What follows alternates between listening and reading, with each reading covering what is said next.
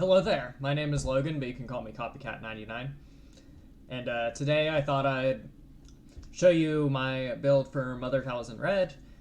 Again, I obviously don't have enough cards in hand quite yet to build it in person. I don't think. I haven't super checked. But I'm just going to do it on camera here. Where is this Strangled Cliffs? Gotta play at the thematic base. It adds 2% to your win rate. There we go, Strangled Cliffs. The Mother Talzin is another leader that, is the leader that needs the Force to use her ability. So we obviously want a high density, or maybe even nearly all Force units, so we can trigger the Force, the common Force base, get our Force so we can use our Mother Talzin ability. So pretty easy to start there with trait Force. I like to go most expensive in Countdown. So I haven't actually tested this myself, but some other people that have been playing Talzin can vouch for it. Is the Sun is a pretty good finisher. Well, you have the Force. He's a 7-cost 8/8, which on his own is just kind of big. And if you have a board when you play him too, like he can just makes your whole board even scarier, and that's pretty good as a finisher. 8th health is really nice too, so he doesn't die to like Maul Ambush. So check 3 of him in. All these 6 drops are relatively mediocre. Okay, Anakin's like the good one that I consider playing usually. I don't think it's worth putting heroism cards in your deck to turn on the second mode of this card, but being able to just -3 something. It's pretty great on a 5/7 Force body. Sace 18. This would be really funny against Vader 4. Shoot TIE fighters. I don't think it's good enough. Daka, unfortunately, is not good enough in my testing. She's just really, like, a lot of things have to go right, and even then she feels kind of slow when the things do go right. So I usually end up playing like 0 5-drops. We'll see.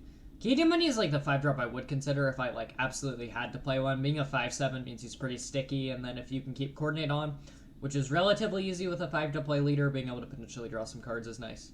But I don't like any of the Force 5-drops in particular, like an insane amount. Asajj is fine. Like, you can flip your leader and then play Asajj and buff it, but I think that we're going to make room for other better cards. 3000's Assassin. This card is really crazy. Being able to just use the Force and kill something. This kills most turn 1 plays in space. Kills some later plays in space. You can set it up with the Talzin ability to get -4, -4. Like, you just... it allows you to get some really weird kills that you wouldn't be able to normally. On top of a 4-cost 4/4 Force body. It's also nice that you can shrink something down and then attack into it to finish it off. Excuse me. I don't like Shatterpoint. I like No Glory more in villainy decks. Tyrannus is insane. Being able to just... You have the Force, you ambush him into... like, let's say it's an ideal world. They just played a Kanan, a 4-cost 4/5. And then you have the Force, you play Tyrannus, you ambush the Kanan, pop your shield. And then their Kanan has 1 health left. You have a 4/3 Tyrannus. You use the Force and Talzin's ability to finish off the Kanan, and now you just have a Tyrannus. Like, you're just up. So this card is pretty crazy, especially in leaders where you can get that 5th point of power, like Talzin and Maul. And then Chirrut is also insane. So much 4-drop bloat, but they're all so good. Chirrut just sometimes solos a board. Like, if you have a board of Force units, he's so tough to chew through. Like, ground aggro really hates this guy. Being able to just repeatedly use the Force and make their guys deal like 1 or 2 damage to him, he can take so many hits. Just great for slowing the game down. And then we've got Marin. Marin is great, being able to attack a ground unit and kill a space unit, or attack base and kill something. Just really flexible, and the discarding a card doesn't matter too much in practice. Like, you have enough cards and you close the game fast enough that you don't really value that card advantage too much on Mother Talzin. Jedi Hiding. 3-cost 3/3 hidden is like mats, whatever. When defeated, you make your opponent discard a card is really nice in combination with Force, though, which is definitely going to be in this deck in a second. So that makes it worth slotting. I think we have to pick between Fifth Brother and Grand Inquisitor. I'm going to lean towards Fifth Brother to pop shields. They both like attack for 4 after 1 attack because Fifth Brother hits himself and then gets him that raid. Now he only hits for 3 after 1 attack. But being able to pop shields and he can trade up, he can kill 2 units at once. Like, Fifth Brother is just slightly more flexible than Grand Inquisitor, which is just a stat stick with hidden. I'm going to lean towards Fifth Brother. Secret of Stage, Crafty Smuggler good, Crafty Smuggler with Force even better. Obviously, we're going to play 3. Night Sister Warrior is great if they're on a Ping Tarkentown deck especially. Yes, please Ping Tarkentown, my card that just replaces itself. And if they don't, you get to attack and gain the Force. So it's a nice win-win card of like, you kill it, okay, I draw a card. You don't kill it, okay, now I get by Force rolling and I get to turn all my Force throws and stuff. Karis is like the premium 2-drop in this deck. Being a 2-cost 2/4 Force unit, already great. Being able to trade up with this when defeated ability, being able to just use the Force and like, you can attack a Karis into a K2SO and kill it. You can attack a Karis and do a leader with 2 damage on it and kill it. Like it 2 or 3 damage. Like it punches so far above its weight, and like the floor is just 2-cost 2/4 Force unit. So like she is just amazing. Like in any blue villain Force deck, you play 3. And then what I like to do is like the 2-drop options that. There's 9 good 2-drops. Karis, Night Sister Warrior, and Secret of Sage. So you have to pick between the bad ones for your 12th turn 1 play. We can play a space turn 1 play. Kylo Sai Silencer isn't the end of the world. But I prefer... Like, Kylo Ren's fine. 2-cost 2/3 Overwhelm. You're probably not using this text. Like, we're just going to play Fallen Lightsaber. Probably is the only upgrade.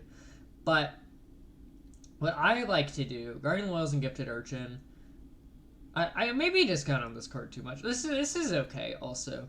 Just really sticky to get your Force. But what I have been playing is Witch of the Mist. So it's a 1-cost 1/3 hidden. So its stats aren't amazing, but it enables Force throw on turn 1. Now that's not great in every matchup, but like in a world of 2-cost 2/4s, this doesn't even get one-shot by every turn 1 play people are playing anymore. So you can just play it and just be like, yeah, I had a weak turn 1, but I've get my Force rolling. The other pretty good option for it is Infused Brawler. Infused Brawler is at 2/2 vanilla, so this dies to like every turn 1 play they have, which is really lame if you're on the draw. But if you're on the play, it's fine. You just play it as a 2-cost 2/2, gain the Force. If they kill it with their 3/3, you just shrink it off. If they kill it with your 2/4, then you're really sad. Which is why I prefer the Witch of the Mist. Like, Witch of the Mist is still bad into 3/3s, but it's at least not bad into 2/4s. And on the offside chance you draw that turn 1 Force throw, you can get them. Then we're out of units. 3 Force throw. Force throw's busted. Of course, we're playing 3 in a Force deck. Just, it does so much for 1 slot for 1 resource. Same with Force Lightning. Force Lightning is Rival's Fall and Open Fire and... this 4-cost 6 damage spell that doesn't exist yet. Like, it just... Any point in the curve, if you need removal for a big guy, Force Lightning is there for you if you've got a Force unit in play. So it's pretty great. It snipes leaders, it snipes Crate Dragons, and you deal 1 damage to your base. Like, it does so much for 1 slot. And Talzin is, like, finally a deck that's good at supporting it, which is nice. Okay, I think that's, like, about all the things. So, and then we're in blue villains. Like, we play Power of the Dark Side. Premium removal. We play No Glory. Again, premium removal. Having some large removal is nice. And then we got 3 slots. We're a 4 stack. Why not play 3 Fallen Lightsaber? Just to be able to make a really big guy on turn 2 if you're a gambler and don't care about getting blown up by Waylay. Yeah, stuff like that. Or Power of the Dark Side. Or better, it's better on your leader. Like, I generally like to save it to put on Talzin. That's a really great use case that makes your leader a frickin' 6/10 that pings their whole ground lane for 1 and can shrink something. So, like, you can just start to set up a ton of kills. It's really stupid on Fifth Brother where you give him more health pool to gain more raid, and you just get to ping like a billion things when he attacks. That's just all great. So yeah, like a ton of good removal. Fallen Lightsaber for a deploy turn. Now, without a 5, you're probably playing Fallen Lightsaber on your leader on your flip turn, or you're playing Throw or Witch of the Mist plus one of these 9 4-drops. Is generally the playline I like with this deck, is being able to play the powerful 4-drops on your flip turn, the Chariot, the Tyrannus, or the Talzin's Assassin, and follow it up with a Witch of the Mist or Force Throw. And that's another good argument for playing Witch of the Mist as one of your turn 1 plays, is being able to curve fill it if you just want an extra force body to guarantee you're getting the force if they're removing your more important unit. They're also even scarier if you have the sun in play. They're 3/3s. Crazy. Maybe it was too hard on the sun. Sure, he does nothing on enter, but he makes your board really good. So yeah, I think that is how I would approach Talzin in a blind testing meta. In blind testing, like first couple Talzins, or first couple games on Talzin. Sideboard-wise, you probably board bombing runs to make Vader really sad. Probably have to play Fang Fighters to deal with upgrades. In combination with Power Darkseid, make killing upgrades really consistent on turn 2, in case they're Gunji Generals Blade gamers. And then, like, something else. Like maybe more top end if the games are going long, but you really want to win relatively quickly with this deck. You want to stabilize the board on your like flip turn, and then you want to spend the next 2 turns killing your opponent. Is generally the play line, and then you just remove anything pesky with your removal suite. So I don't know. And then there's like a floating third sideboard slot, but yeah, I think that is how I would approach the deck for a first pass. I'll need to be unlisted.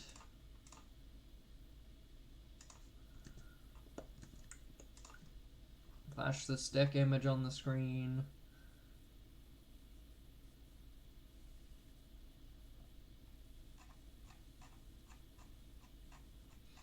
Now, I've obviously, so this is still in like the live format because I don't know if his, I haven't worked, I really need to sort some physical cards, but I haven't worked on the physical aspect quite yet for Legends of Force. So but I have done quite a bit of testing with this deck, and I can vouch for most of the choices. This deck actually feels pretty good. It's felt pretty good for me in testing. It doesn't feel quite busted enough for me to consider it for Galactics. Like, there's so much busted stuff in the format. Grogu plus Han2, Vader plus ECL or Timely in blue-green. Like, these, I'm probably playing one of those two. Like, they're just such powerful swings in the right decks. But if you want a very consistent Force mid-range deck in Villain, like, this is your deck. Like I said, it felt pretty good in testing for me. It's not quite busted enough for me to play at, like, a super important event like Galactics. Like, locals or PQs, I might be considering something like this. It's very fun. Just having your whole deck be force their targets and getting the strength with Talzin. Like, it feels very Quinlan-y on the villain side with all of my favorite blue villain cards, which is awesome. I think that's all I've got. If you like this kind of content, make sure to like, comment, and subscribe. It helps me out, it helps grow the channel, and it makes YouTube like me more.